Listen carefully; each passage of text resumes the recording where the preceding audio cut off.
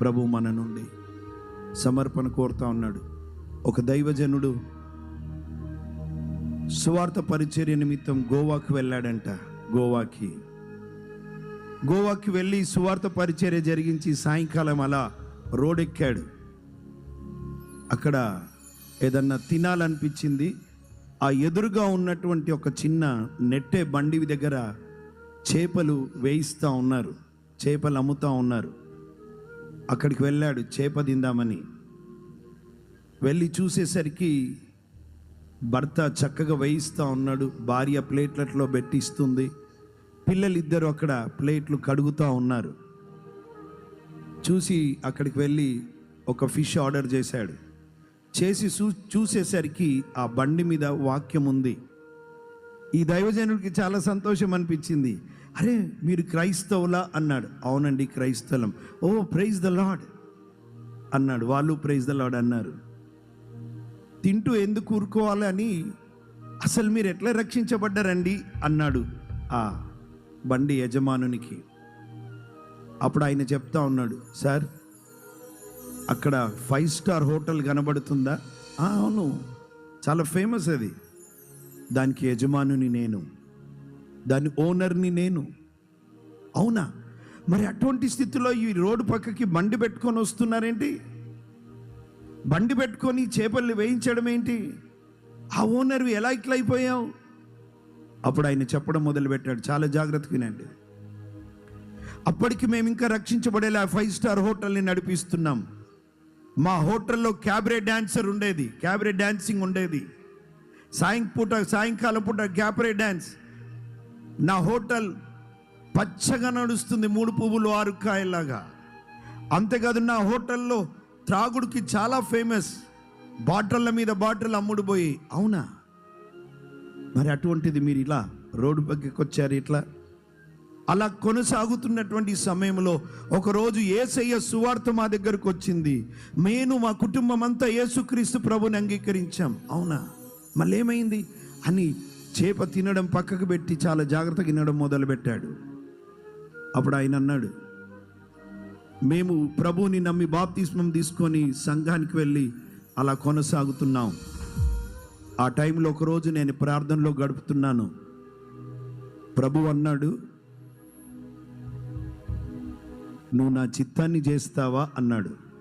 అవునయ్యా అన్నాను. అయితే ఈరోజు హోటల్ ముందు ఒక బోర్డు పెట్టు, ఈరోజు నుంచి క్యాబరే డాన్సర్ లేదు, డాన్సింగ్ లేదు అని పెట్టు, క్యాబరే డాన్స్ లేదని బోర్డు పెట్టు. అప్పుడు ఈయన అన్నాడు, దేవా నా హోటల్కి వచ్చేది క్యాబరే డాన్స్ కోసం, ఒకవేళ నేను అది లేదంటే ఎవరు రారు, నేను నష్టపోతాను.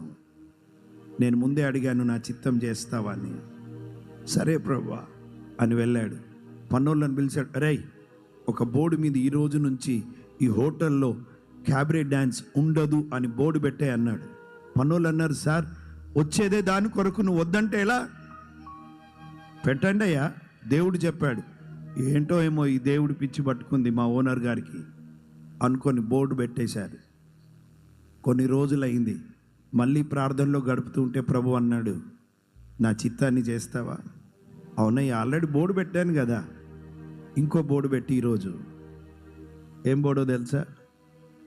నా హోటల్లో ఈరోజు నుంచి త్రాగుడు సప్లై చేయబడదు అని బోర్డు పెట్టు.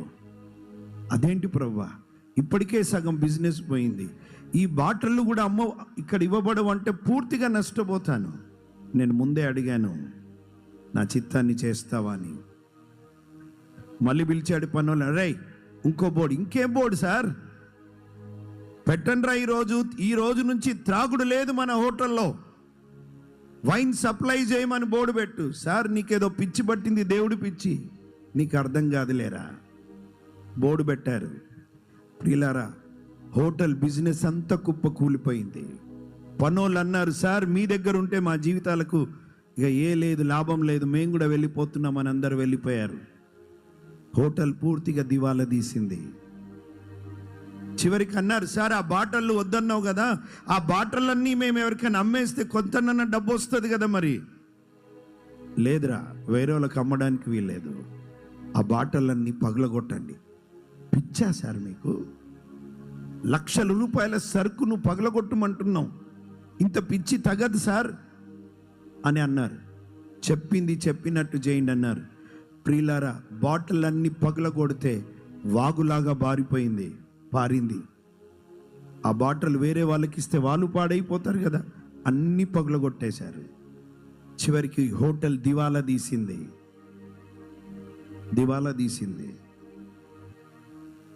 అన్ని అమ్ముకోవాల్సిన పరిస్థితి వచ్చింది.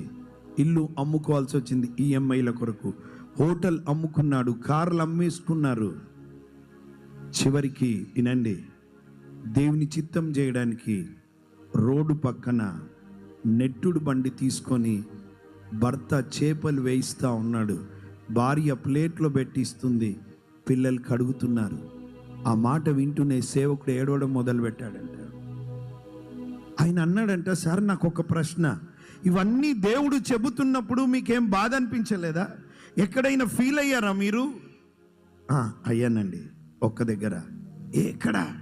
బాటల్ బగలగొట్టమన్నప్పుడా, లేదా డ్యాన్స్ ఆపేయమన్నప్పుడా? ఎక్కడ బాధపడ్డారు మీరు?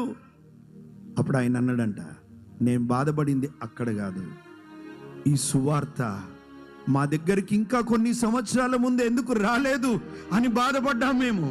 ఈ సువార్త మాకు ఇంకా కొన్ని సంవత్సరాల ముందు వచ్చింటే దేవుని చిత్తాన్ని చేసేవారం కదా మేము. ఇది కదా నిజమైన క్రైస్తవ్యం, నిజమైన సేవకుగా. ఈరోజు ప్రియులారా, మనం సజీవ యాగంగా ఆయన బలిపీఠం ఎదుట మన జీవితాలు పెట్టబడాలి. ఈరోజు మధ్యాహ్నం దేవుడు నీకు ఇదిగో ఇది తీసేయమంటే తీసేయడానికి దమ్ముందా నీ జీవితంలో? తీయగలవా? నీ కోపాలు, ద్వేషాలు, పగలు, సినిమాలు, సీరియళ్ళు, సిగరెట్లు, గుట్కాలు, వ్యభిచారం ఈరోజు దేవుడు తీయమంటే ఇదిగో ప్రభువా నీ బలిపీఠం ముందు పెడుతున్నాను, నీ చిత్తం చేయడానికి లొంగిపోతున్నాను అనే దమ్ము మనకుందా? ఈరోజు దైవజనులంగా కూడా ఒకవేళ దేవుడు ఏదన్నా విడిచిపెట్టమంటే we should ready to leave that. దేవుడు మనకు ఒక దర్శనం ఇచ్చాడు, ఒక గురి ఇచ్చాడు, ఒక బాధ్యత ఇచ్చాడు, ఒక ప్రసవ వేదన ఇచ్చాడు. ఒక గురితో ముందుకు వెళ్తున్నాం. ఎందుకు ప్రియులారా ఇంత భారభరితమైన పరిచర్య? ఎందుకు?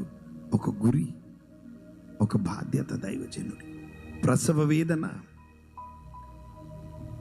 ఈరోజు దైవజనుల మీద ఎన్నో రకాల దాడులు. ప్రియులారా, ఒకసారి దైవజనులందరూ లేచి నిలబడతారండి. లేచి నిలబడదామా? ప్రియులారా, మీరు మా వైపు చేతులు జాపుతారా? మా కోసం ఒక్కసారి ప్రార్థన చేయండి. దేవా, దైవజనులను జ్ఞాపకం చేసుకోమని అడగండి. ప్రియులారా, అడగండి. దైవజనులను ధైర్యపరచండి అయ్యా, ఆదరించండి అయ్యా, అభిషేకించండి అయ్యా. తండ్రి, రాబోయే రోజుల్లో ఒక ఉన్నతమైన బలమైన పరిచర్య జరగాలి. అడగండి ప్రియులారా, అడగండి. వారెప్పుడు మీ కొరకు చేస్తారు కదా, ఈరోజు మా కొరకు, దైవజనుల కొరకు అడుగుతారా? దేవా, మమ్మలను దర్శించండి ప్రభా. మీ బిడ్డలు చేతులెత్తి ప్రార్థిస్తుండగా, లైవ్ లో జూమ్ లో ఉండి ప్రార్థిస్తుండగా, ఇదిగో ఈ మా నాయన నీ సేవకులైన మమ్మలను దర్శించు ప్రభా అని అడగండి ప్రియులారా. ఒక్క కన్నీటి బొట్టైన కారవండి ప్రియులారా మా కొరకు. దేవుని చిత్తాన్ని చేయాలి, దేవుని ఉద్దేశాలు నెరవేర్చాలి, దేవుని ప్రణాళిక జరగాలి మా జీవితంలో. ఎన్నో రకాల దాడులు, మానసిక దాడులు, శారీరక దాడులు, ఆర్థిక పరమైన దాడులు, ఆధ్యాత్మికమైన దాడులు, అవమానాలు, హేళనలు. అడగండి దైవజనుల కొరకు ఒక్కసారి చేతులు ఎత్తండి. అడగండి, అడగండి పిల్లరా, అడగండి. వారు ప్రాణాలు తెగించి వచ్చారండి పరిచర్యకి. వారు బ్రతకలేక రాలేదు, ఇతరులను బ్రతికించడానికి వచ్చారు పరిచర్యకి. ఎన్నో త్యాగాలతో వచ్చారు. నీ కొరకు ప్రయాసపడుతున్నారు కదా, మన కొరకు ప్రయాసపడుతున్నారు కదా. దేవా, కాపాడండి, దుష్ట మనుషుల చేతుల నుండి కాపాడండి అయ్యా. నీ ఆత్మ చేత నింపండి అయ్యా. ఆరోగ్యము దయచేయండి, ఆయుష్ దయచేయండి, అవమానాలు కొట్టివేయండి ప్రభు, వేదనను కొట్టివేయండి అయ్యా. నీ సేవకులను అభిషేకించి వాడుకో ప్రభు, వాడుకో ప్రభు, వాడుకో ప్రభు. ఎవరికి చెప్పుకుంటారయ్యా నీకు తప్ప? ఎవరు అర్థం చేసుకుంటారు నాయన? నీ పాదాలే పట్టుకుంటాం కదా మేము. అయ్యా, సేవకులను జ్ఞాపకం చేసుకో, జ్ఞాపకం చేసుకో. మీ ప్రజల కన్నీరు చూడు. వారు చేతులు ఎత్తారు మా వైపు, మీ కొరకు. మీ వైపు ఎత్తారయ్యా మా కొరకు. దర్శించయ్యా, దర్శించు. యేసయ్య నామమున ప్రార్థించి వేడుకుంటున్నాము తండ్రి. ఆమేన్, ఆమేన్.